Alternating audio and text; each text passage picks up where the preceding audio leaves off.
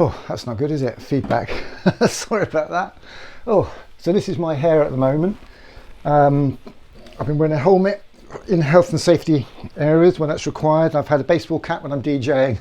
And you know what? The Arts Connect show, I couldn't get my hair cut. I couldn't find my clippers. I found my clippers. I couldn't find the combs. I didn't really fancy number one skin. So here we are. Here we are. And it's very hard doing your hair on a screen because you do that and it goes that way. So I'm not having such a bad hair day. Oh, it's not too bad. Can't see the curly bits of that. So welcome to the Art Connect show. Here today, unbelievably at the incredible Titanic Museum here in Belfast. Just beyond belief, actually. It's such a beautiful building, a beautiful site, opened in 2012. I'll be honest with you, I didn't know that. I'd missed that completely, although 2012 was quite a busy year here in, certainly here in London, which is where I might be today. I'm not going to give too much away. Had a fantastic time this morning celebrating that ship. We had Susie Miller on, and she's coming on shortly, hopefully, to talk about her great-grandfather who was on that fateful journey, one of the ship's engineers. Remarkable chatting to her with the children this morning in our Rocket Kids Club. We had a fantastic time just now where the children have made paper boats. They sent the photos in, we stuck them in a little video, and we rendered them into a movie so that they left what I thought was Belfast dock, but in fact is Southampton dock, as Susie pointed out to me. And they left that dock with that ship. A celebration of aspiration, a celebration of creativity, a celebration of the spirit of adventure, the sort of spirit, the skills that we need to be teaching our children. And here's one of those boats superimposed using the technology we have at our disposal. This is all part of the UK Art Takeover, a month-long event which I invented because I can, and because I've got some technology, and because I've got a couple of hashtags, and that's all you need these days to do something. We've called it the UK Art Takeover. It's one of my favourites, that little postcard, playing card boat. We've called it the UK Art Takeover because for us, art is what we call it when what we do connects us to somebody else. So maybe this is my art, just doing this, I don't know, maybe my art is connecting itself.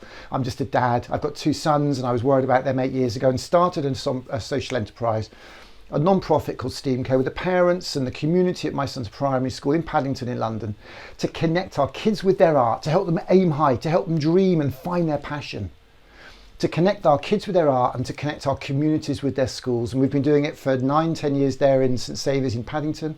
And 5 years ago, I gave my career up to roll it out across the UK as a non-profit community enterprise called STEAMco. Notionally, that stands for science, technology, engineering, art and maths. But for us, for me particularly, it's about the C word. It's about creativity. Because art is the killer combination of creativity, tools or technology that enable us to express that creativity, and the people we need to do and to connect and to collaborate with. And that's what art is all about, and that's why we're calling this the UK Art Takeover. And only last night I connected with a fantastic person by just literally emailing the Titanic Society, and I connected with Susie Miller, who is a fantastic person here in the Isle of Wight, here in the Northern Ireland in Belfast. She works as a tour guide, working with tourists, working with the local cultural organisations to connect people with the cultural heritage and history of her home city. And if I click this button and that button there, we may just be able to get Susie on the line to actually have a chat with her and to get some insight from her as to her art, the culture, the heritage of Belfast. I've never been to Belfast. I've been to the Irish Republic. My Uncle Jim, lived in Cookstown for many years, from East Anglia. He lived there for 50 or 60 years. And I'm delighted to say that Susie's now on the line. So what I'm going to do is I'm going to press that button there and bring her up and see if she is. Susie, are you there? Hi, yes, good to see You're you. back again. Great, fantastic. You haven't got it on YouTube in parallel by any chance, have you? No. So do you mind if I just kill that screen again? Does that matter? Are you happy just talking to a blank screen? That's fine. Yeah. Did you manage to see the playback we had this morning? Did you see any of that played back? Not yet, no, but I've had a good few comments from people on Twitter about it. So, Have you? Oh, super. a good audience out there. It was lovely. We just to remind our people who are watching now, we had a Rocket Kids Club this morning, which is just a place for kids and their creative carers to be inspired to create and share. And Susie called in and had a chat with the kids, and we connected her with a young lad from Leeds who I'd met a few years ago, who I did an assembly all about rockets, and he put his hand up, and I talk about steam engines, steam trains, Stephenson's rocket, as well as dynamite and fuel pad rockets. And he put his hand up and he said, "You haven't told them about boats, steam boats," and then just reeled on insight and knowledge about the Titanic. And it became fairly clear, bless him, that his kind of cultural reference was a 2-box set DVD set of Titanic 1 and 2, which is wonderful. And he and his family, Gareth and Karen, have been incredibly supportive and generous by sharing their stories very honestly. They've been to London, they came to a Parliament launch event. We gave him a Lego train set, famously on the back of an Elton John film. And you should have seen his face this morning, Susie, when you, what was it the fourth funnel fact that really sort of left him speechless? His jaw was on the floor. It really was wonderful.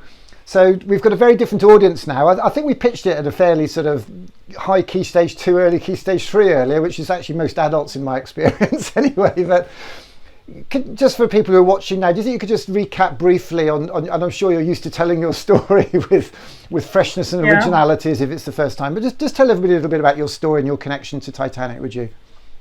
Sure. Okay. So I'm Susie Miller. I'm president of Belfast Titanic Society.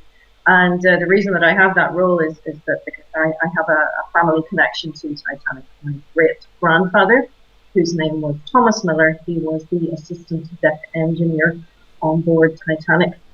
And I have many versions of this story. I'll give you the sort of 2 or 3 minute one rather than the 30-minute one, because you'll all fall asleep. But basically, his story is that he worked at Harland and Wolff shipyard and was one of the team that helped to build the engines for Titanic. And then when his wife died in early 1912, he thought, hey, this maybe is a good time for a change of direction, change of scene, and for him and his 2 little boys. So he decided he would quit Harland and Wolff and go and work for White Star as an assistant deck engineer, with a view to relocating to New York City. So he was on board Titanic. As his kind of journey over to New York, he left his kids behind, luckily. And that was his intention, to restart his life in New York City, working for White Star. Unfortunately, it didn't turn out so good, because obviously being one of the crew, he had very little chance of getting himself a space on one of those lifeboats, and he was lost at sea. So my grandfather was orphaned at the age of 5 by Titanic. But luckily for us, he went on to become a writer, and he wrote down the story of his early life and his father heading off on Titanic, and a lot of very personal details about that. And that was published back in the 1930s. So I was able to lift that story and run with it again once Titanic became more talked about here in Belfast in the early 2000s. And I turned that into a book called The Two Pennies, which was published in 2018, I forget now, but 2010, I think. So that's it in a nutshell. And I'm just so grateful that my grandfather wrote it all down at a time when no one here in Northern Ireland was talking about Titanic. And he had the good sense to commit all those details to paper. Fantastic. And so just to be quite clear, so your grandfather was orphaned as a result of his father losing his life? Yes, wow. That's right. Yes. Yeah, he was taken in by relatives. He and his brother were staying with relatives for the time that his father would be away, because the intention was that they would all get together in New York eventually. But obviously that didn't happen. So the relatives brought him up. He was brought up in his tiny little thatched cottage on the shores of Belfast Lough, which had 10 other people in it. So they were all squashed into this tiny little cottage. This is another time, but it's still only a generation or 2 away, isn't it? That's the remarkable thing, really. So that would have been. Well, that's it. Yeah. I mean, I should have known my grandfather. Unfortunately, he died young. He died when he was only 46. But in an ideal world, I probably would have known him and heard those stories from him firsthand. As it was, I had to rely on his written version of it to get all the facts from 1912. But yeah, it really doesn't seem that far away. No. Sometimes when you're standing down at the place where Titanic was built and looking out towards Belfast Lough, it's like it was yesterday, that ship sailed out of here with all those hopes and dreams on board. And it's very interesting, because it is a story of aspiration. It's a story of the spirit of adventure, and as we said this morning, it's almost the equivalent then. And we think we've only had smartphones 15 years, 10 years, whatever, the internet for as long. And this exponential growth of knowledge, of data, of experience. For those people at that time, less than 100 years ago, going to America would have been like going to Mars or the moon. It would have been an impossible thought for your earlier generations, wouldn't it, at that time? Yeah, completely. A journey from where he lived in Carrickfergus to Belfast was like an adventure in itself. And it's funny, you're talking about rockets earlier. I've heard the Harland and Wolff shipyard compared to Cape Canaveral of its time, that it was so ahead of the game in terms of innovation and engineering and the size of ships that it was producing, that it compared to something of that reach back in 1912. It's interesting because Titanic was ahead of its time, its class. It was a leader in its class the day it launched, wasn't it? It wasn't an also-ran. It was a superliner, wasn't it? In some ways, yes. The only area where it didn't really compete was speed. It was never built to be a fast crossing across the Atlantic. It was built for the size and the number of passengers it could accommodate, and also the luxury on board.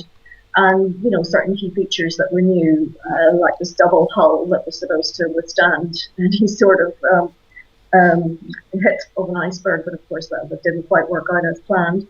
But yeah, in terms of those innovations, it was definitely ahead of its time. And the way they were looking at steam turbines and recycling the steam to use as a propulsion mechanism, was all way ahead of the game. And that's interesting. So optimized for luxury and passenger experience as opposed to pure speed to get post to America. So because we revealed the conspiracy theory this morning of the fourth funnel. So basically it had 4 funnels as much as anything because all the competitors had 4 funnels. So they didn't want anybody to think they were getting half a job by paying their 6 shillings and sixpence for a first class ticket. And in fact, they only had 3 engines. So that reflected the fact it wasn't built for speed and power, but for luxury and getting there. And in fact, nobody probably was in a hurry, given what I've seen of the luxury on board the boat. Yeah, you've 3 classes of passenger on board Titanic. You've those who are going back and forth across the Atlantic, either for leisure or for business. And then you've got the second class, a lot of whom would be going on one-way tickets over to America. And then in third class, that is primarily people who are on a one-way ticket relocating, immigration or steerage passengers heading over to the States and Canada to start new lives. And very different standards of accommodation that they were getting on board. Titanic, and in fact, its sister ship Olympic, which came on stream a little about 8-9 months before Titanic, they were the first ships to have a swimming pool on board. Now, it wasn't a very luxurious swimming pool. It was indoors and it could only hold a few people at a time. But at the same time, it was these were the first swimming pools on board. Comparing it to a cruise liner today, you probably think of it as a bit shabby in terms of the entertainment that was available. But still, of its time, there was plenty to do on board, and a sense of social occasion of being one of the passengers there. And give us a sense, you've described, it's very easy to just focus on the luxury, and I'm sure we've all seen Titanic, and this adult audience will be aware of the class system in place and of the 4 or 5, whatever classes there were. But and you fortunately collect. The good thing about doing these things in the afternoon for an adult audience is that I get all my facts straight from the children's one, and even then, after a leg slap from you for saying it left Liverpool when it's been nowhere near Liverpool, so you've been invaluable. Who needs Google with you on the other end of an email, Susie? But what really struck me was the historical and cultural context, because the potato famine had been 60, 70 years ago. So tell us about Ireland at that time and what people were thinking and aspiring to. Well, the potato famine, which was in the 1840s, really set in train an idea of immigration, whereby people who were living a rural existence, the land just wasn't offering enough to feed and give enough money for a whole family. So, the eldest son inherits what there is of the farm. Maybe one goes into the church, and then everybody else, it seems, goes off to America to get jobs over in Boston or wherever it is. So, there was a necessity behind the emigration of the 1840s during the famine, but it kind of set in place this idea of people heading off. So what you're seeing in 1912 is a lot of people who are going on that one-way ticket. Put in context as well, excuse me, that in 1912 there was a lot of uncertainty about the future of Ireland and what was happening here. And the idea of what's called Home Rule was coming into play, whereby the whole of Ireland was going to be annexed from Britain at that time and given its own parliament back. Now up in the north, which was much more industrial, more wealthy, more tied to the economy of Britain, there was a backlash against that. People really didn't want home rule, and they were starting to gather arms together and figure out ways they could resist this. So, that climate of uncertainty maybe is something that drove my great-grandfather to say, you know what, yeah, it definitely is time for a change of scene here. Irish history is dogged by troubles, and 1912 was no different.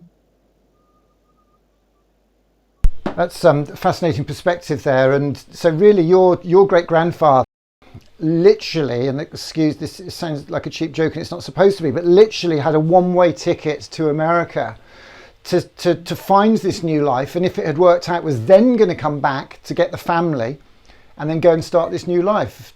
That's yeah, sorry, Nick, go ahead. No, that was it. That was just my point, really. It wasn't really a question. The joys of Skype. I'm just showing off that I know what you're talking about, really. Yeah, he was going to go and continue working for the White Star Line as an onboard engineer, so he would have been back and forth between Southampton and New York, right. But he intended to have his base in New York City with the family. And that sounds like quite a romanticized idea, but I'm sure things would have been too easy for him when he first got to New York. He probably would have been living somewhere down the Lower East Side of Manhattan in not the best of accommodation. So, I think my great-grandfather was a little bit impulsive in all of this because it all happened very, very quickly.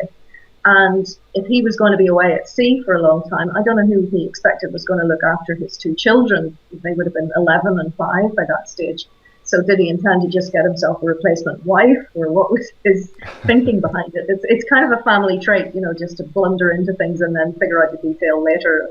That seems to be the way he was operating in 1912. But unfortunately, it didn't come to pass.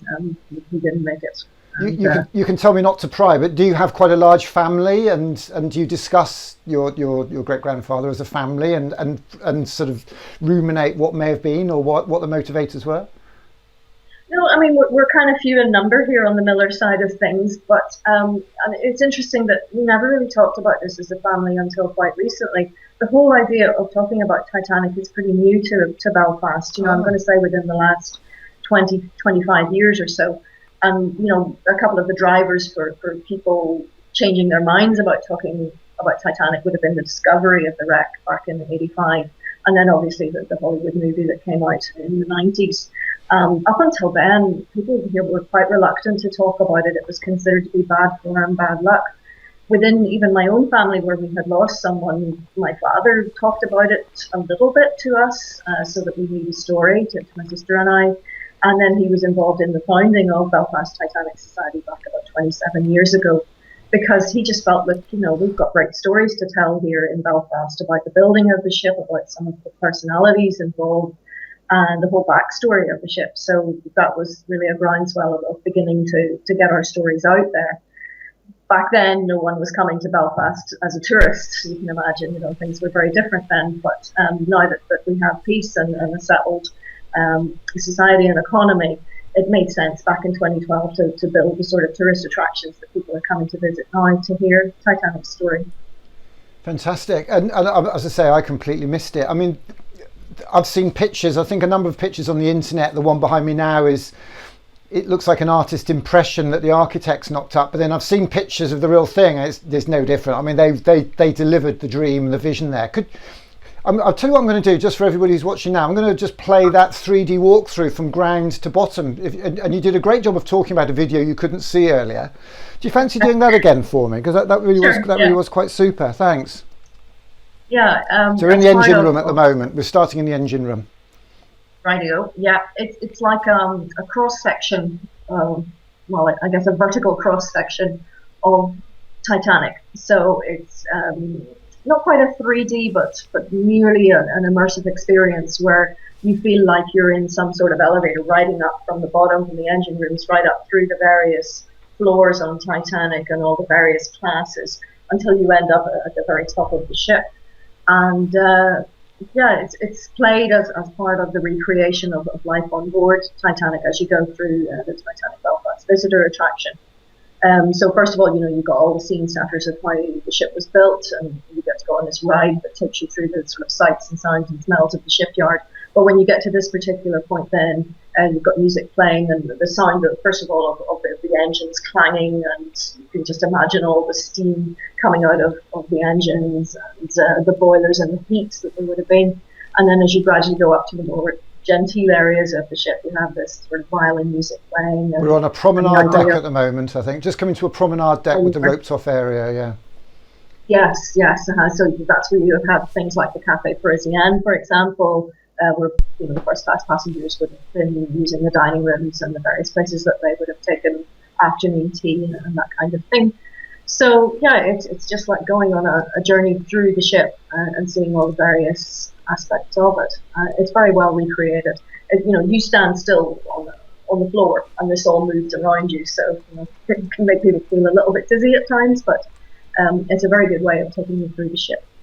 No, it looks absolutely wonderful, and as I said this morning, I think what the advantage, because there are one or two other museums around the UK, if not the world, some big ones, some very fancy ones in America, but I think what really struck me here is that because it's a little bit more recent, they've got the more recent technology to use here, and it feels like a very, very powerful audio-visual experience. Does this just loop this elevator cruise thing? Does it?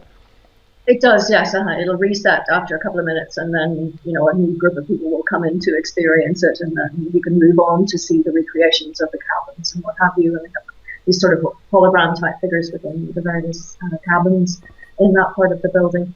Yes, it's a great use of technology. Kids nowadays need that sort of thing to be interested. You can't really drag them around the museum without complaint. So, they need things to touch and see and experience and find out for themselves. And there's a lot of that happening in Titanic Belfast.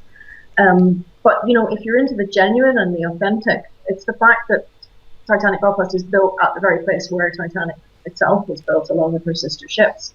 And right beside it, they have the only White Star ship left in the world, a little ship called SS Nomadic, which was used as the tender ship to take passengers out from Cherbourg. And to be on board that is like being on a mini version of the Titanic from the time.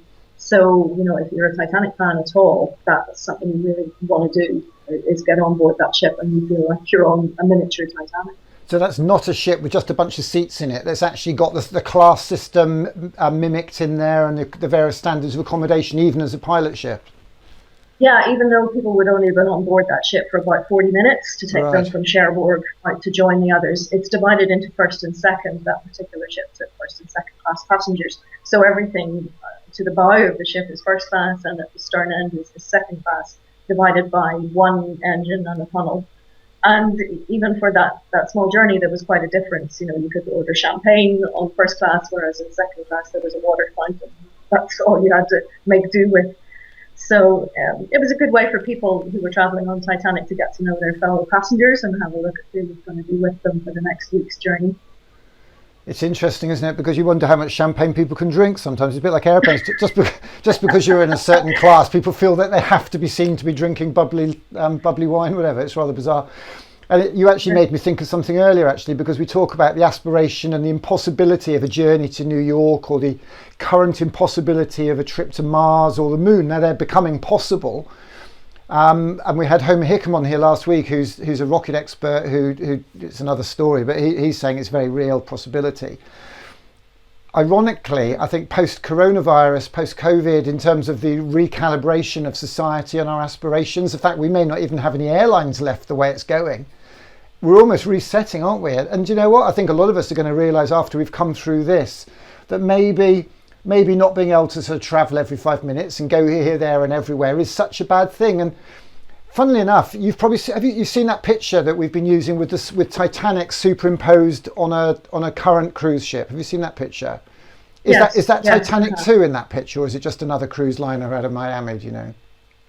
I think it's one of the big Royal Caribbean ships, the Adventurers of the Seas or something like that. Yes, it's one of the biggest. Because a good friend of mine this morning commented on that, because he shared it with me yesterday, and then somebody else shared it with me today, and I thought, yeah, I'm going to use that. That's just a no-brainer. It's fantastic, because I love the one with the 3 propellers, to be honest, and the engineers under the propeller, which could have been one of your great grandfather.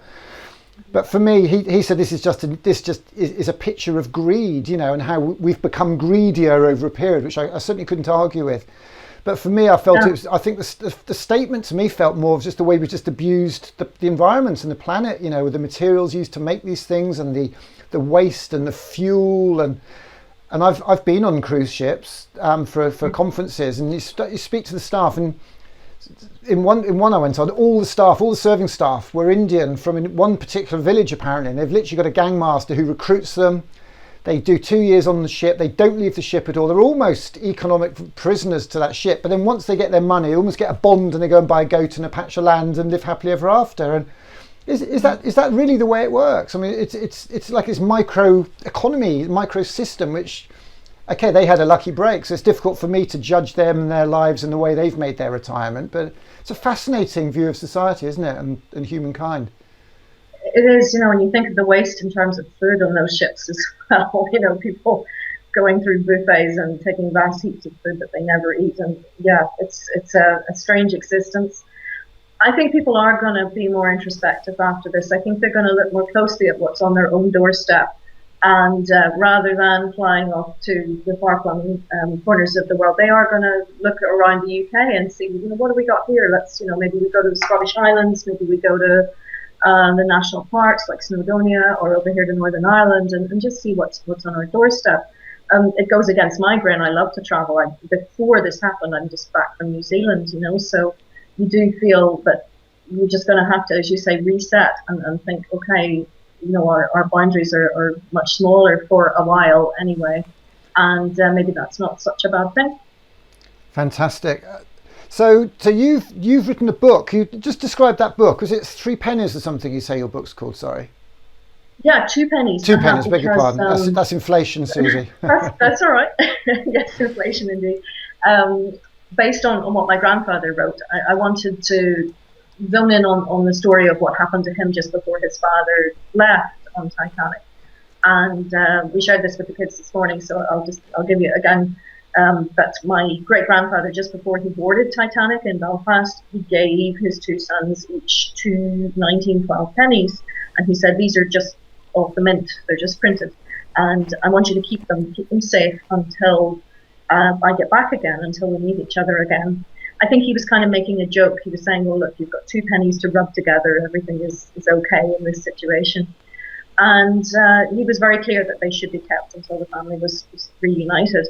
Of course, that never happened. So my grandfather kept those coins all of his life and passed them down to my father, who passed them down to me. And we've still got them today. They're currently on display in a museum in Branson in Missouri in the States, telling Tommy's story. So, that's why the book is called The 2 Pennies. And it just tells Tommy's backstory and all the other characters that were involved, and then brings it right up to date. It must have been a fascinating experience for you to research this and discover more about not just your family, but the community there that he was living in and that cultural heritage. Have you studied history in your times? Did you go to university or college to study history? Did it give you that itch? Or I studied history at school as one of my A levels, but then I went straight into journalism after school and worked as a journalist for many, many years. But now, the past 12 years I've been working as a tour guide and all over Ireland. So that kind of rekindles your interest in local history. And I probably have learned more in the last 12 years than I ever knew when I was doing my A levels way back when. So, it's fascinating. You can never be done with local history, and one path will take you down another path, and eventually you end up in a total rabbit hole of local history. But yeah, I love it. That's fantastic. Well, you told me, I asked you to sort of think of some artists that we might connect with today, and you suggested that I have a chat with Deborah Wenlock, who is loitering on Skype actually. So I'm just going to call her up if that's okay. We've got her on. So Deborah's an artist who I believe illustrated your book, or the cover for that.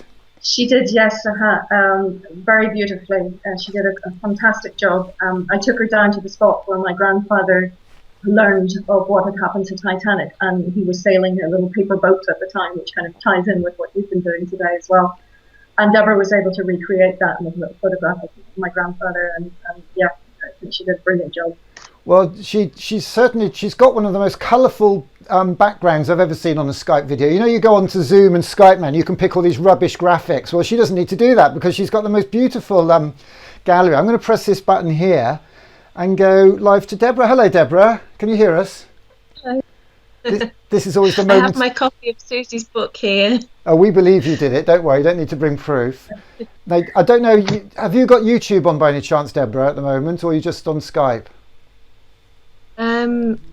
I've got. I had Facebook. Oh, okay. You lost me. Don't worry. No, I've just turned the screen off, so you don't see me on the screen. That's all. But we can see you perfectly. It's just that if you have it, because of the system we've got, you need to see it on Facebook or YouTube at the same time to see yourself. But if you don't mind, you can always watch it back later. But this looks up. So basically, just so you know, that I've got a picture of me, which is the rubbish bit. Then there's a picture of Titanic Museum. Susie's at the top, and you're in a little window at the bottom. And it's better than any Zoom or video conference you've ever seen, especially with your background.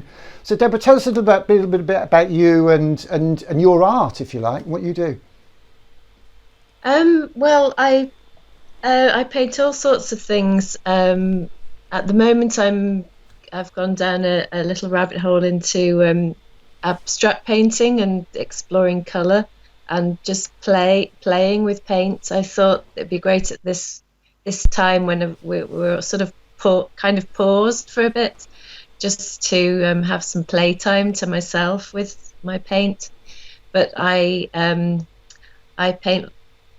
I've painted all sorts of things from vintage, historic motorsport, and Titanic, of course, and lots of colourful scenes of Ireland. Fantastic. I should actually go away and sort of pull your website up, shouldn't I, and pull some pictures. Your website's got a reference of your work, has it, I presume? I'm going to do that. If I put your website, I presume, I haven't had a second to do this because when you confirmed like 10 minutes before we went on air, your website's got some of your work on. Do you mind if I pull that up while you talk? Okay, that's fine. Yeah, yes. Go for it. Yeah, okay, let's do that. Keep talking. So what's your background educationally in terms of, did you go to art school or who inspired you to follow your art and follow that dream? Well, I did go to art school. I trained as a textile designer. And I worked in printed textiles for a while after I left college. And then for quite a while as a freelance designer. So when I came here to live about 25 years ago, I was always rushing off to the post office to post my designs off to London. What is your accent, Deborah? I'm from Rugby in Warwickshire. Oh, are you? You've got a bit of a mix of accents there, haven't you? That's interesting. where did you go to art college, if you don't mind me asking? Loughborough. Oh, you're joking. I went to Loughborough University. No. What a small world that is. So I was at Loughborough University, and do you remember? Do you mind me asking you when you were there? I left in '87. Goodness me, we were there at the same time. I was there from '81 to '86. And, oh, really? And you've probably been, so this is going to be, Susie, you can sort of wake up in a minute. We're going back in the old times now. Carry on. Do you remember that little cricket pavilion on the, they used to call it the pavilion, just outside the art college? We used to have parties there. Yes. Did you ever go to parties called the Wild Style Discos there by any chance? Yes. That was me. Yes. I ran those discos. That was my nightclub. Yeah, there you go. So, and that's why I've got a mirror ball under here and some turntables, because on Saturday nights I've rediscovered my records and we've been DJing. Goodness me, well, what a small world, isn't it? Yeah, I think you did some of the college parties as well, and maybe in the town hall. I might have. Maybe. I did the end of year balls. I actually built my first mixer with a soldering iron. And it had live connections, and people got electric shocks every time they came to ask for a request. So I used to have to put some sticky tape over it. Well, goodness me, what a small world. Well, that's fantastic. I've got some of your work up here. So because my an old girlfriend did textiles, and that was a very popular course, wasn't it, actually, at Loughborough? It was, yeah. We've got one of your penguins here. One of my friends, Rachel Snape, would like that one. So you've got some beautiful work here, and you've obviously had success as an artist then. Well, yes. It's hard, isn't it? It comes and goes. Sure, no, absolutely. There's some lovely work here, and so what was your connection to Susie? How did you get involved with her and her book?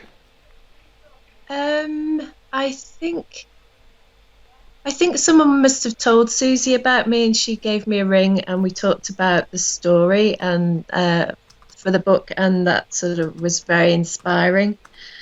And I went away and had a think and did some sketches, and I do remember that at one point I was having trouble with the getting the figure right of the little boy and getting some photographs taken of myself to try and get the anatomy right. Obviously, I had to change the change the proportions a little bit. What's the technical challenges of illustrating one of Susie's books? So do you live in Belfast now then, Deborah? I live in Bangor. Do you know what? I saw Bangor when I was Googling. I just assumed it was somewhere in Wales because there was a school in Bangor. So where's Bangor from Belfast then? It's on at the opening of Belfast Lock. It's down the coast, right on the coast, at the mouth of Belfast Lock. Right.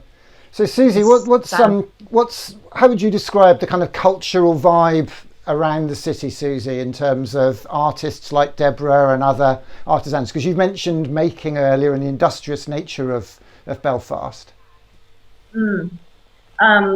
Yeah, it's had a bit of a revival, I would say, over the past 10 or 15 years since we've come into this period of peace, I think. And right now there's an area of Belfast called the Cathedral Quarter, which is a very thriving art scene, and very much encourages people to paint on the walls, to paint murals. And there's a history of that through political terms here in Northern Ireland, but the ones that I'm talking about don't have a political connection. They're all about anything and everything from Greek mythology right through to the modern day stuff.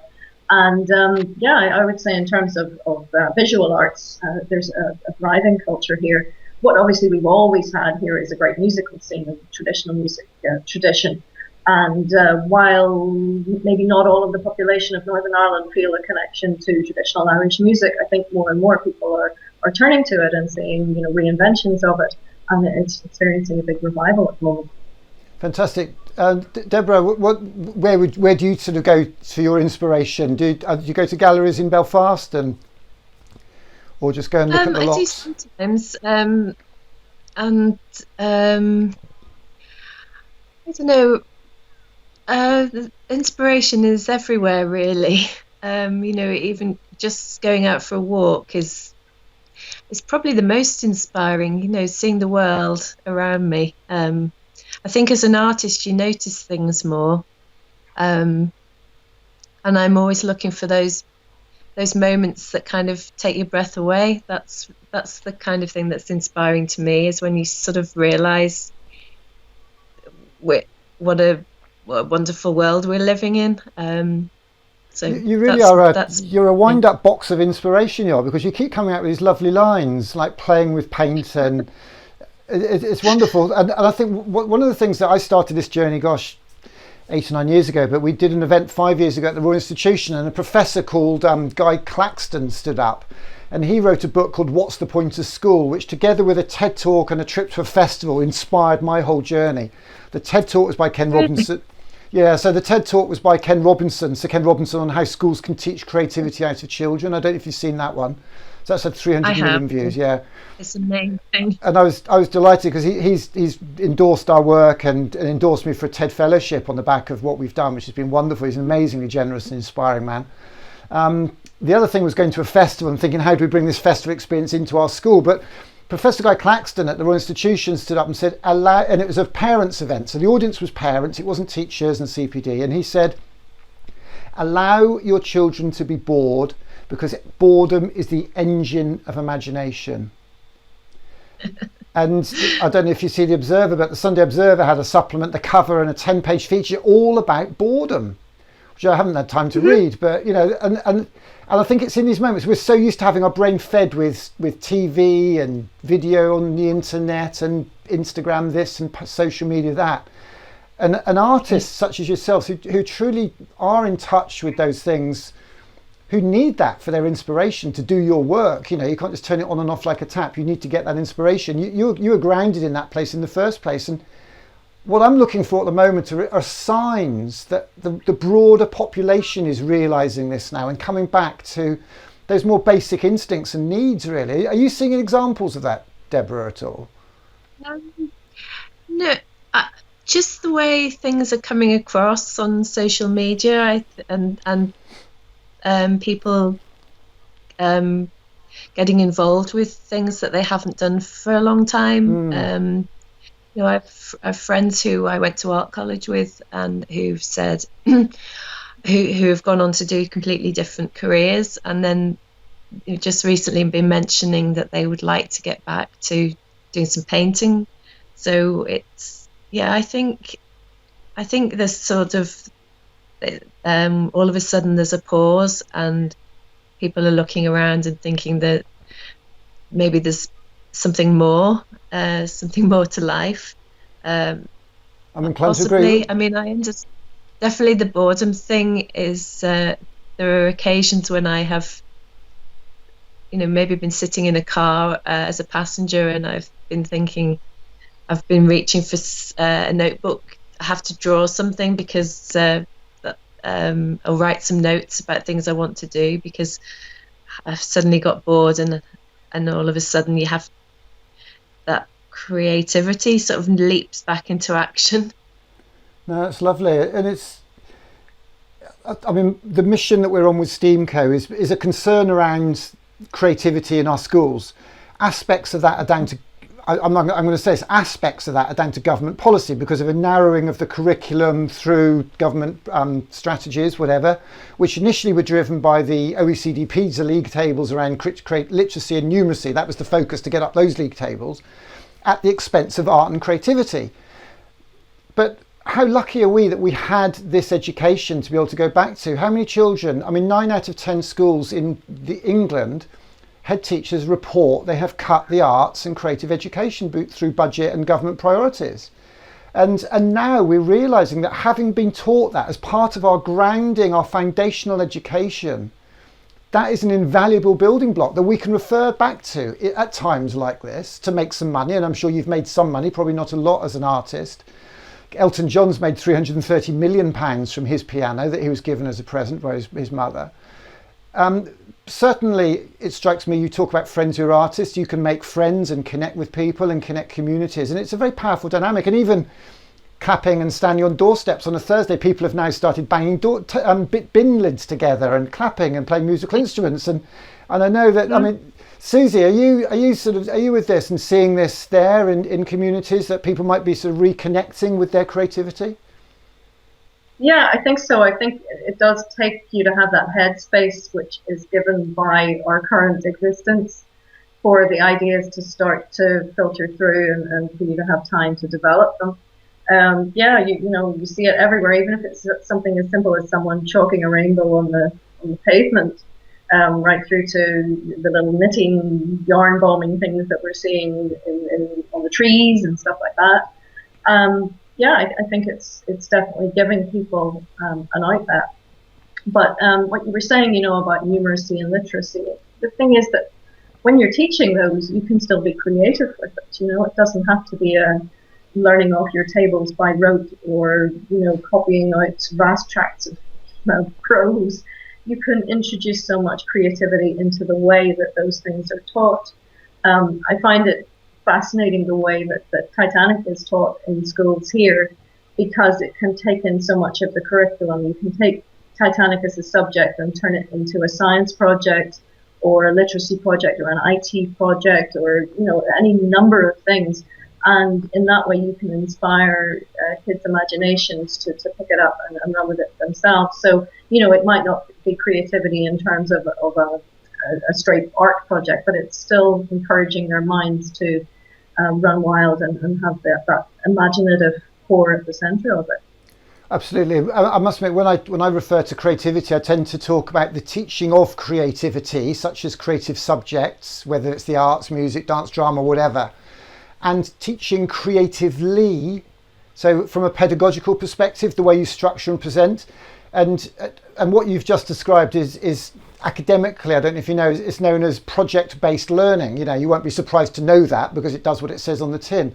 But it's actually scorned upon by a very traditionalist view of education as not being an appropriate way of teaching children, because they want to teach in these silos. We'll do science for an hour, we'll do languages for an hour, we'll do maths for an hour. But what you've described, and with respect, you almost fell back into the trap of saying, let's teach the science bit of Titanic, let's teach the mechanical bit. Well, let's just teach Titanic as a project and see where those subjects come back. Now, I'll be honest with you, I'd kind of forgotten that Northern Ireland's not necessarily because of the devolution and the local government, but you have your own education minister, you'll have your own education department there. And in Wales, they too have that.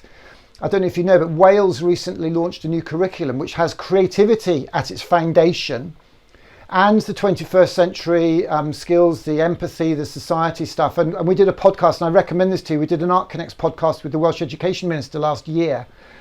And Thursday, I did have to look it up earlier. Where am I Thursday? Oh, I'm in Wales. Thursday, we are in Wales, actually. We're hoping to get Kirsty Williams on again, but certainly schools to talk to us about how that's gone and how it's going, because that's what our kids need. And what's brilliant at the moment, I've been trying to get on radio phone-ins the last few days, actually, because they say, has anybody got anything positive to say about the coronavirus lock-in? We say lock-in because nobody's locking us down, we're artists. And my positive thing is that we have an opportunity now to see the change that we want to be, what we want to see in education, because we've got our kids back, you know, and even the government now are embracing technology they wouldn't have dreamed of a year ago or didn't want anything to do with a year ago. They've got to be embracing this. And, you know, it's fantastic. We had Siddhartha Mitra on, who's this professor from Newcastle University, he's now back in India, who won $1 million from the TED Talks people to build a school in the cloud, in the internet, for kids in India who are mentored by grannies in England. So I don't know if you've heard of this, the Granny Cloud. And if you were doing something really complicated with a computer or video camera or some technology or some paint or whatever, and your grandma's looking over your shoulder, and she'd say, oh, that's great. She wouldn't have a clue what you were doing. But she'd just say, that's brilliant work, Deborah. That's fantastic, Susie. Keep it up. I'm so proud of you. And that's all you need, isn't it, off your granny? A bit of encouragement and support. And that's what it's done. So basically, the thing we did this morning, the Rocket Kids Club, we are building a social media platform for kids and their creative carers to see cool stuff, like Susie this morning and the museum, to create, as they made some paper boats today, and then share that with other people. We want to build a Facebook type thing, where kids can do that safely, not just with their own parents, but with what we call creative carers. And a creative carer is somebody who cares about kids, whether they've got them or not, or had them or never going to have them, whatever, who cares about kids, who cares about creativity, and who cares about all our futures.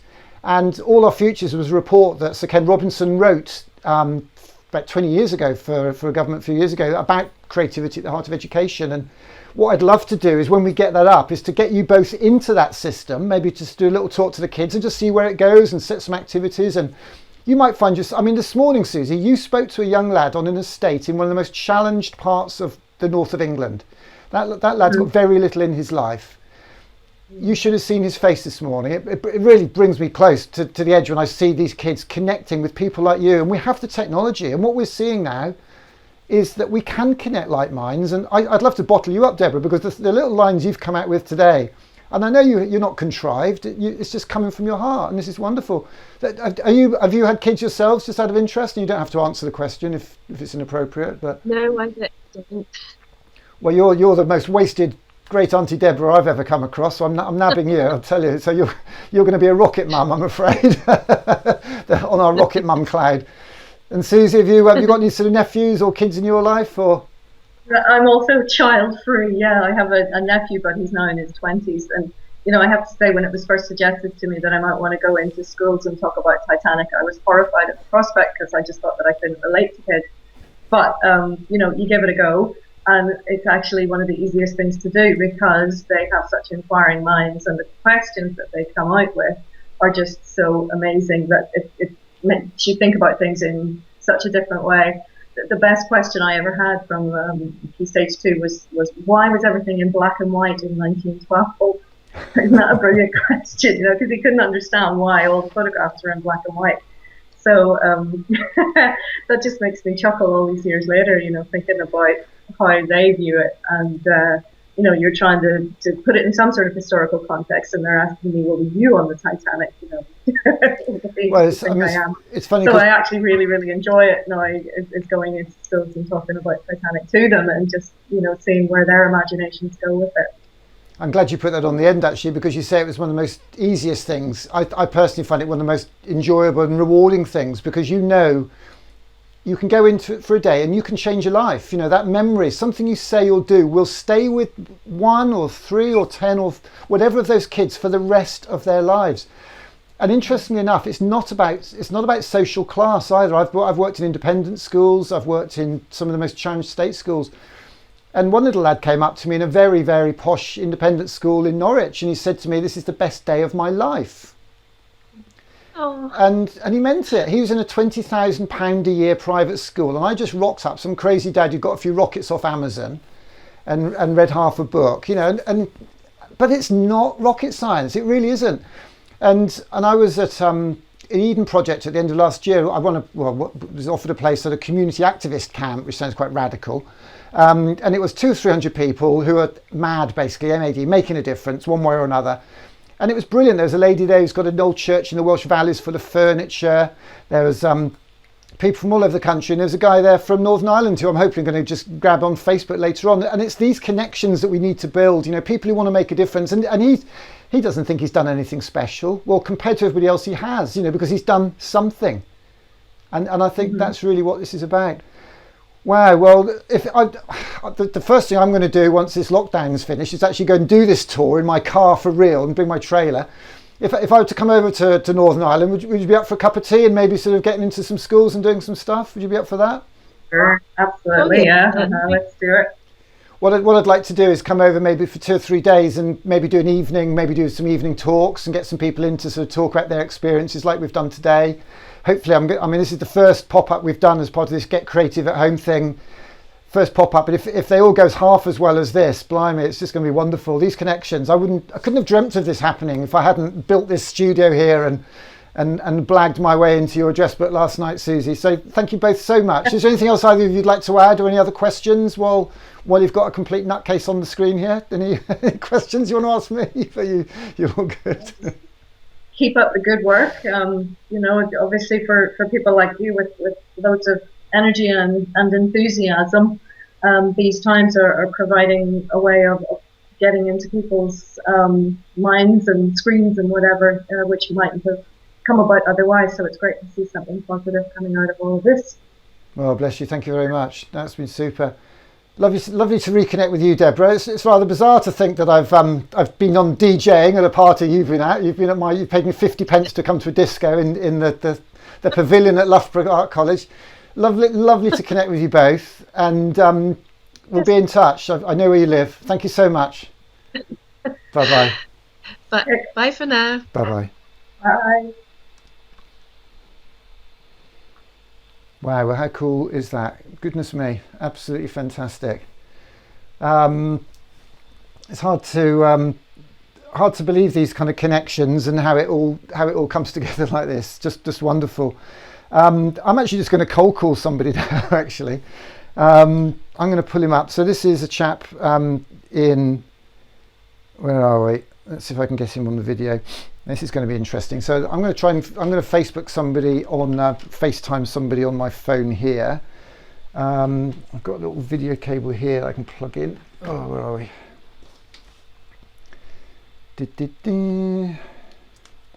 So that should now come up. I'll plug my phone in. Which one's that on? Yeah, number 8. So I'll leave that for a moment. I'm going to tell him I'm going to call him in 5 minutes. Call you in 3 minutes.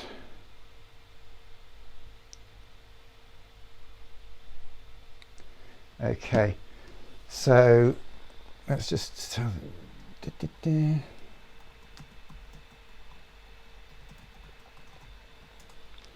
right.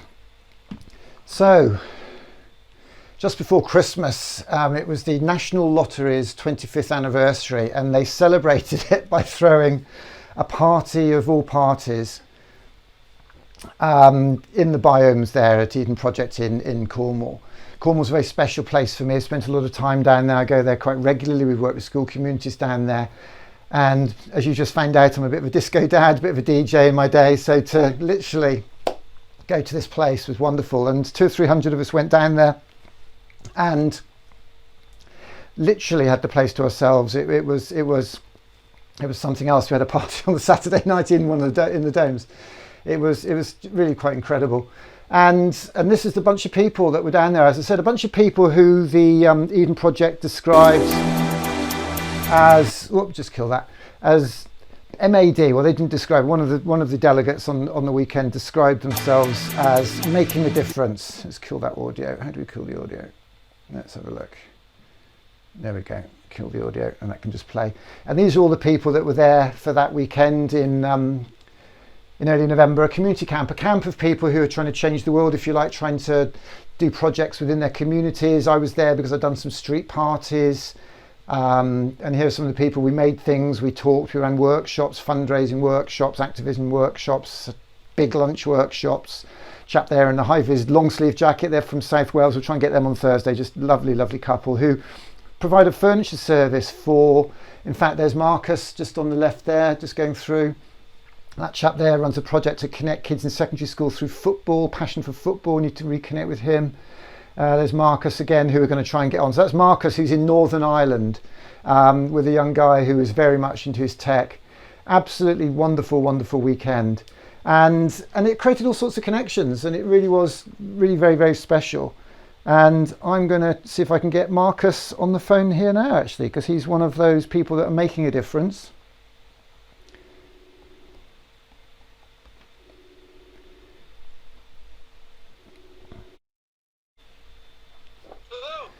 Hello, young man. Let me see if I can get you up on my screen here. Yeah, you watch your language. You're live on my TV show here, Marcus. So watch your language, please, young man. There we go. What are you saying? Can you hear us? Yes. So what are you up to? So we've just had a bit of a chat with. Have you ever been to the Belfast Titanic Museum by any chance?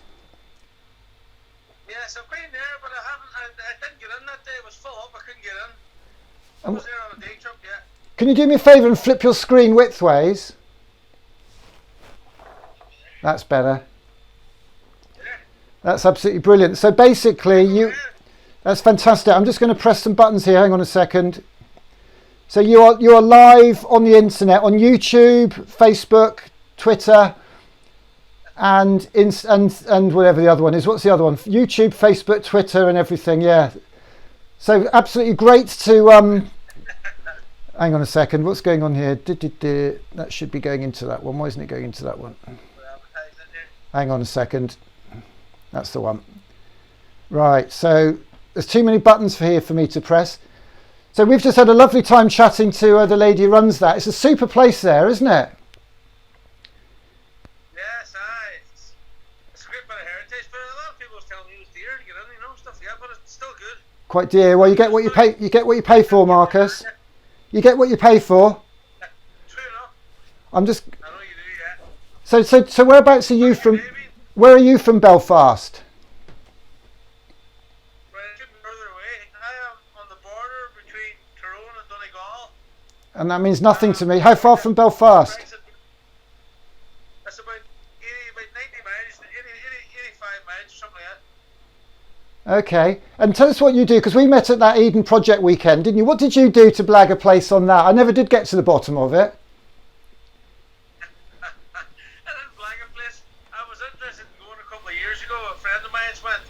From another community group, and what happened was he put my name forward. He says, because I was into growing vegetables and things like that, and like, that kind of stuff, and basically he says, you'd love that with all the plants and all the stuff that was there. And I put my name down, but a couple times I was off and go. I like my children's Holy Communion and things like that. I couldn't go. So last year, Neve just was November, wasn't it? And she just says, "Hey, there's a place available if you can go." So I says, maybe now or never. So thank God I went, because I might never get back to it. But at the same time, it was a good experience to meet all the rest of the community, people from all over the UK, Scotland, and Northern Ireland. Even Northern, it was like 12 of us or something, 10 or 12 of us. So it was very good to meet you all and see what everybody else is doing. So I'm just in a small community outside Poundcosterban called Clady, and we have a wee community group down here, you know, and I'm involved in it, like I'm the chairman. So but we do our best to try and get a whole lot of things off the ground if we can, but not always possible, you know yourself. Not always possible. So we're just doing our best now with the COVID-19 and all this kind of crack. We're busy delivering meals and bits and pieces. I'm doing some work myself. Sometimes I'm doing like Christmas screens and all for taxis and for work vans and things like that. So as well as that, we're trying to, any problems that anyone's have, like prescriptions and groceries and things like that, we're trying to help out the people, you know. So that's what I've been doing, and amongst work and whatnot. Like I've let it a dozer this morning before 8 o'clock. You've done what, sorry? I had to go away in a van, you know. So I let it a bulldozer this morning before 8 o'clock, you know. So but knackered, right? The thought of you behind a bulldozer is quite scary, actually. The thought of you on a bulldozer is quite scary. Oh, is that your firm? So you're in the creative industries then, are you? I was only applying the graphics. I wasn't driving it. Is that your firm, is it? You know, that's my van there, like Creative sign working. Fantastic. What did you take away from the Eden project, Marcus? What was your big takeaway from that? Was all about the main thing. I think most people was about the connections. We didn't make enough connections, but we were all believing to go back and make connections and stuff. And like whether or not I've made that many, but when you go there, you might be a wee bit deflated about things you've been doing and hasn't been going that well or whatever. You hear all the restless stories from all around the rest of the UK and Ireland and stuff. That, you know, it's the same. You just have to recharge the battery sometimes and go at it again. You know, but you put things that you pick up or different approach and things like that. So I think I'm getting a bit wiser at it as I go along, as opposed to jumping on sometimes with both feet. And you know, but we definitely one of our big things is that we need more help. We need more young people involved. So we're in the process of setting up access and and stuff like that, so we can get maybe more people involved. Like our community groups, we're all over 50, like basically, and there's a lot of people even 70 and 80, believe it or not. But we need more young people so we can get more things to do going on with kids and families and and as well as that, look after the elderly as well. And do you think that this current crisis is making? Do you think the crisis is making people value that a little bit more now? I think definitely there's definitely a new sense of community, not even from the point of supporting all the NHS workers, supporting all the key workers and the care staff and all things like that. But there's also like I've hadn't had a moment to sit down because I'm doing some of I'm doing some gardening and things I guess when I can. But as I say, I've always been doing something. But there's a lot of people that are bored out of their head and they do a walk and they've done everything they can around the house. But I think is that everybody's getting, I know the word behind me is creative, but there's a lot of people have been more creative about how they fill their time and some people getting back to nature, growing vegetables, thinking about how do I be self-sufficient, that type of stuff, not relying on like supermarkets and things like that. So there's what would you call it?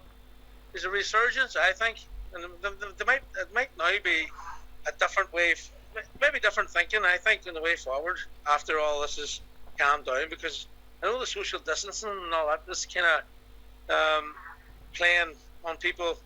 People would normally be happy, to be communicating properly, but now it's making people standoffish. But I think that'll possibly change. I think that'll change again when things start to kick off again. But hopefully, I'm just hoping that everybody gets a wee resurgence in the community and stick together by staying apart, as they say. So fair enough. How's your day been up there? We've had a great time, fantastic time. You have to see it on. It's all on Facebook. We had the kids this morning. We were talking about the Titanic thing. We made some little boats. You'd love it. So I've just had a fantastic conversation with us. Big connection with the Titanic. Oh yeah, we've met a fantastic lady whose great granddad was on the Titanic, and she told us his story. She then told us about an artist who it turned out was at university at the same time as me. She was at art college, and she used to come to the discos I used to run, which is a lovely little connection. But the point is, we're going to come over there. We're going to come over there later this year once this all this stuff lifts, and we're going to run a few events. Are you up for some of that? If we come over? Yes. Well, where are you going to? Well, we're going to come to. Coming back over here. I'm actually going to drive to Stranraer, then I'm going to. I'm really not there, don't you? I'm not in Belfast.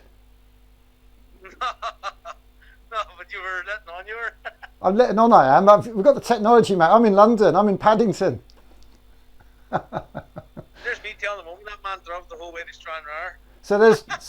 So as far as I'm aware, but only my mum and you believe that I've actually left London. I'm actually still here, mate. Sorry to spoil that for you. So basically, okay. So basically, I'm going to come up to Stranraer. Is it all over today now, or what? Yeah, we're done for today, but we're doing Glasgow tomorrow on the way back from Stranraer, and then Wales Wednesday, Wales Thursday morning, and then we're doing a load of UK dates for a couple of weeks. But check it out; you'll love it when you see it. Had a very, very special morning. That's a good way. It's a good way of communicating and getting all that out there, isn't it? Well, do you know what? If only 6 people watched, and I met that lovely designer, the artist, the lady from the Titanic Museum, and to see you on a screen as well. I keep seeing your Facebook stuff, but it's good to connect properly. Yeah. And I need to meet you as well. You need to tell me who your barber is. I need a barber at the moment. No, I just done it myself. Got the woman. Just show you the Donegal Hills there. Can you see them over there now? It's Donegal Hills. Donegal Hills. That looks lovely. Yeah. I must admit, I was hoping. hoping. You see the far side there? There's actually. See the bus going past? Did you see over there? It's actually Donegal. You see it over there? Because that's near you've got the coast there, haven't you? Don't they surf over there? Do they surf in Donegal? I Donegal. They did Ballyshannon. Ballyshannon, I'm enduring. This is like that. That's my old workshop here. Look, see it? Fantastic. Old workshop there. It's closed doors, so I'm working from behind closed doors, as they say. Kind of doing screens and things for bands, perspex to keep people. All the regulations now are keeping people apart. So how are we going to fix all that? Get people back together again? I know we're going to break these. Going to break these screens down. I'm going to let you crack on, Marcus. Great to speak to you. All right then, Nick. Nice to chat to you as well. The audio wasn't brilliant in Everything went good in Belfast. Yeah, we had a great time, and I'll be over this year. Don't you worry. Look up, just we'll get something sorted out. Take it easy. No problem. Then we'll have to get a pint. Have a pint. We'll get Catherine over and we'll get a pint and a bottle of wine. What goes on tour stays on tour, Marcus. One love. You take care. Stay safe, yeah. Stay safe. Right. All the best. Good luck. Thanks for calling. Cheers. Bye-bye. Cheers now. Bye-bye. There we go. So that's the power of connections. Just a weekend at Eden Project. And you got someone to Facebook Live when you're in your community lock-in. So that's just about it, really. I think that's the end of this little sojourn. Fantastic to connect with those people there. The Susie down there at Titanic Museum, Deborah the artist, who funny enough was at the same art college as my university town. But I shouldn't say most specially, but very specially there to connect with Marcus, who, as I say, we connected with at Eden Community Activist Camp, which put on the best ever light show I could have imagined. And one song that just sums up last year for me. We called last year the #ArtConnects19 year. A festival of creative schools, work and lives to celebrate the power of art, creativity, technology and people, to inspire our kids in their learning, to create careers and fuel the economy, and to connect communities. And today you've seen that, some creativity, some technology, some people coming together. At the end of last year, Nile Rodgers, the world famous musician behind a lot of the songs you know from David Bowie, Madonna, Duran Duran, of course Sister Sledge and Chic, he did a video call for us in Liverpool and gave us a theme for this year, #Collaborate20. And no virus is going to lock us down. Nobody's going to lock us down. We're artists and we're here to fight for what we believe in, what we believe is right. And at the moment, we think there's a movement. People are seeing the value of their creativity. They're seeing the value of their art. And everybody is coming together for this. This is the film that I put together, those amazing people I met that weekend in Eden Project. And to the tune of Nile Rodgers, a song that I heard when I was going to the Liverpool Disco Festival, one of the best remixes I've ever heard of a song. Good times. We had good times.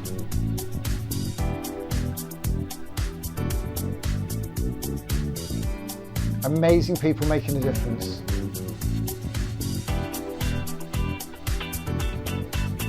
And if this is what comes out of coronavirus, people working together, sharing, connecting, looking out for each other, then it's all good. It's all good. It's something we needed.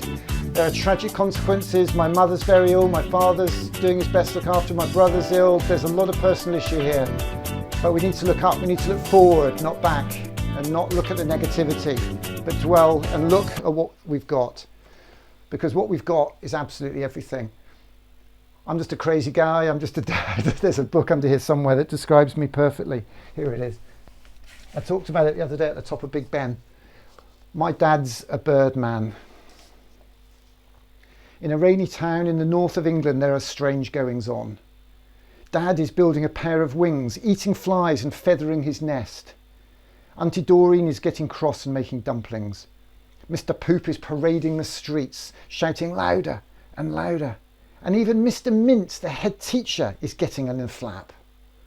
And watching all this is Lizzie. She's missing her mam and looking after her dad and thinking how beautiful the birds are. I had an idea of setting up a video screen, some cameras and doing this, being supported by those amazing people at LGFL, John Jackson, Bob, Laura and the team over there, just unbelievable support they've given us to help make this happen. We need 5 more sponsors to roll this out across the rest of the summer. We've got the money to do it to the end of May. We're hoping to get an Arts Council grant to put some money into that so we can pay the artists that come on, people like Susie and Deborah. We need to be paying these people for their inspiration, for their support, for working with children, for helping out with our Rocket Kids Club. We aim high. We need to teach our kids to aim high. It might not work, but here's the thing. The guy who invented the ship also invented the shipwreck. And either you're in or you're out. Either you want to play this game or you don't. Art doesn't work because we did something conventional and predictable, and here it is industrialized, right? Art works because we connect. So the festival that we will be organising in 2022 is a festival of creativity in its broadest sense. So what we're looking for is events that will help to bring people together and show the value of art. An event like this is absolutely overdue, being from a working class family as well. We never have access to the arts.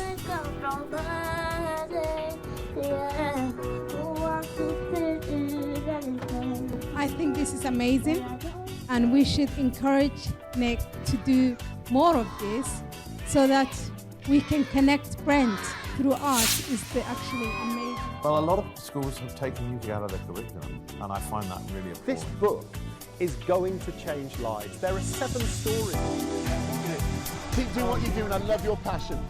Please keep doing what you're doing, inspiring the kids. I think it's great. Not enough parents spend enough time with the kids. They leave them on the iPads and things like that, and I absolutely love it. Keep doing what you're doing. I love your passion. Boys will be boys. Better let them have their toys. Girls will be girls. Cute ponytails and curls. Must put an end to this stress and strain. I think I want to live that sporting life. I'm going to make it happen for you, Nick. I appreciate that. Well, I'm going to make it happen for you because what you're doing is, in the end, absolutely brilliant. I had the idea of getting a big screen to come here and celebrate, and I did a thing called a crowdfunder. I said to lots of people, I only gave myself 24 hours, and they said, you'll never do it.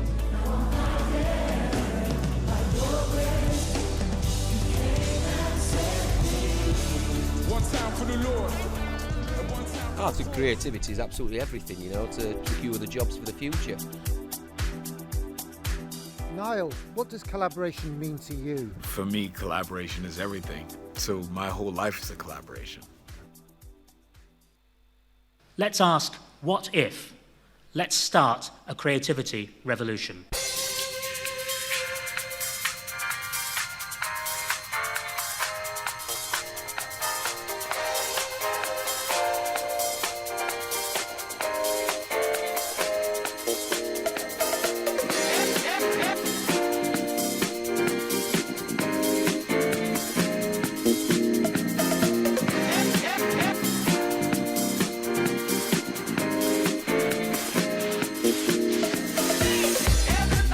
Because I think you get to express your creativity. I love art because I get to be creative. I love art because it's creative. I love art because it's creative and you can just use your imagination.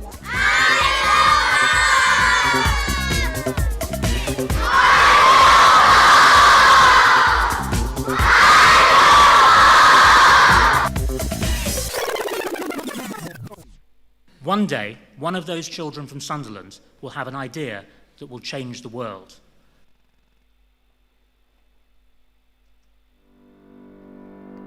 I have a dream that one day this nation will rise up, live out the true meaning of its creed. We hold these truths to be self-evident that all men are created.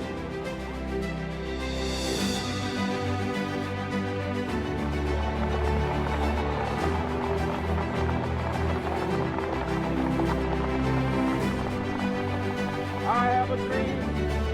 I have a dream today.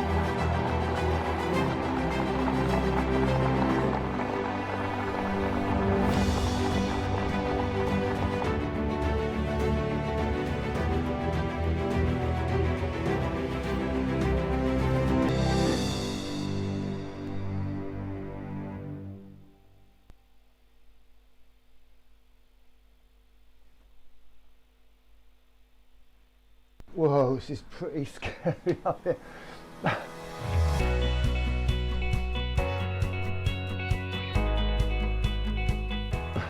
Take those down now. I don't think we need that. So we'll just catch that, Dave. Yep. Sorry, mate. Oh, sorry. Birdman on the loose in Westminster.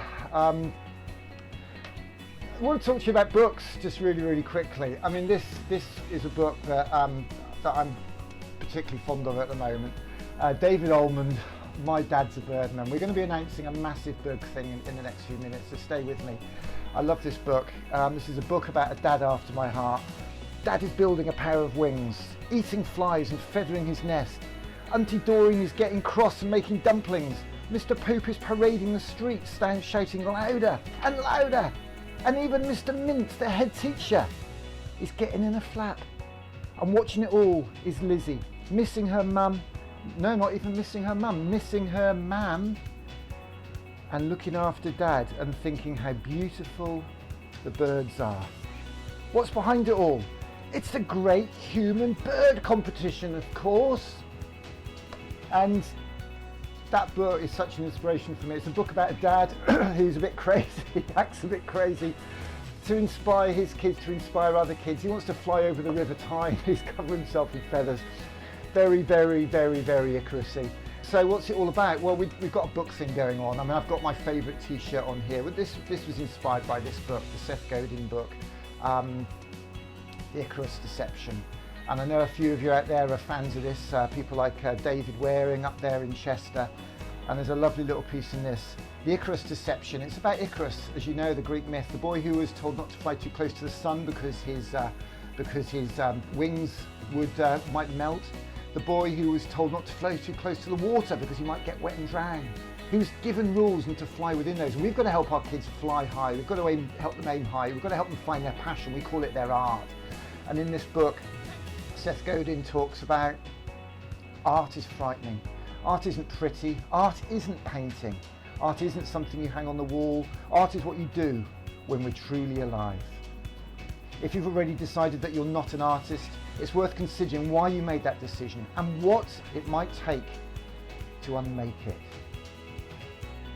If you've announced that you've no talent in anything, then you're hiding. Art might scare you. Art might bust you. But art is who we are and what we do, and art is what we need. An artist is someone who uses bravery, insight, creativity and boldness to challenge the status quo. And an artist takes it all of it, the work, the process, the feedback from those we seek to connect with, very, very personally. Art isn't a result, it's a journey. The challenge of our time is to find a journey worthy of your heart and your soul. The 24th of April, we're going to be doing the Hey Kids Book Festival. And today, I'm launching the Pass of Kids book thing. So one of the books that's really inspired me is this book, and if you know anything about me, you'll know about this book, Rocket Boys, a story of 4 boys growing up in West Virginia in the 50s, didn't want to be coal miners, saw the Sputnik satellite and learnt to make rockets and ended up working for NASA. And Homer Hickam, the author of this book, sold millions of copies all over the world. Homer Hickam, the author of this book, has agreed to be the patron of our Rocket Kids Club, which is an incredible honour. One of the things we want to do with our Hey Book Festival, Hey Kids Book Fest, is to inspire people to share their love of reading, to share their favourite books. And I'm working with Rich Simpson, who's a fantastic primary teacher down there on the Isle of Wight, who I met when we did the when we did an Isle of Wight art takeover. He had a really obvious passion for books. It was incredible how he was inspiring his Year 6 kids down there in his school. So what I propose today is that we start a hashtag Pass a Kids Book. And I'm going to chuck this book down to Rich Simpson, down there in the Isle of Wight somewhere, I think over that way somewhere. I'm going to chuck, or is it over there? Maybe over there. I'm going to chuck this book over to Rich Simpson and hope he can catch it. Catch this, Rich! Oh, there we go. Well, thanks for the recommendation, Nick. I'm looking forward to reading it. Everybody I've given a copy of the Rocket Kids book. I would love you to make a film of you catching that book, picking up a book that you're going to pass on and pass it off the screen, and let's do one of those keepy uppy but with books to celebrate children's reading, to celebrate children's literature. And the people I'd love to see involved in this would be David Waring up there in Cheshire. I'd love to see Simon Kidwell involved, Simon Smith over in Whitley Bay, who's fantastic with his picture book work, and I'd love to see a 60-second film by any of those people with those books. Dave Shakeshaft, Chris Tolson, Chris Dyson, Rachel Snake, all these people I've given a copy of this book to.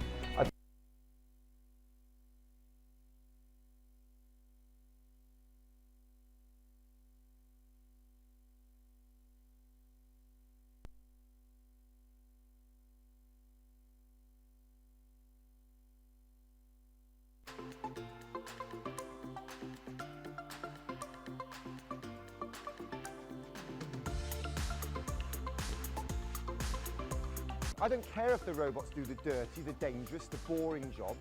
What we've got to make sure we do in school is educate all of you to have the skills to do the jobs that the robots won't be able to do. Everyone was in awe of it, that you talked about the importance of literacy and reading, but you inspired them. That's exactly what you did, and that's what we want. You're raising the aspirations of those children, you're giving them possibilities, you're making their dreams come true. The kids have thoroughly enjoyed it, I've thoroughly enjoyed it, and we've learned so much. Nick Corston, now you're doing a fantastic initiative, bringing creativity back amongst young communities. You said it yourself, Jamie, we're about art. Art is whatever we do that connects us to somebody else. That's a great way of describing art, actually. I've never heard it described. Yeah, I've never heard it described like that. I mean, art is just something that touches other people, isn't it? It's just about creating, isn't it? It's great, and at these times, it's like you say, it doesn't matter how good you are. It's just about creating, isn't it? I mean, the Arts Council, they've launched a 10-year strategy a couple of months ago, and it's all about creativity. It's all about let's create, empowering people to make something. It's about putting paint or cardboard boxes or computer code or even some DJ decks or a camera in the hands of kids and saying, you know, aim high. What can you do with that? Is that something you might be able to make a career out of, make some money? Is it something you might be able to make the world a better place with? Is it something that might help you in your learning? And that's what it's all about. But it's not just the kids. We've got to connect communities with those kids to inspire them. Do you know what I mean? Well, fair play to you. Congrats. It looks really, really good fun, mate. And listen, Nick, good luck with it.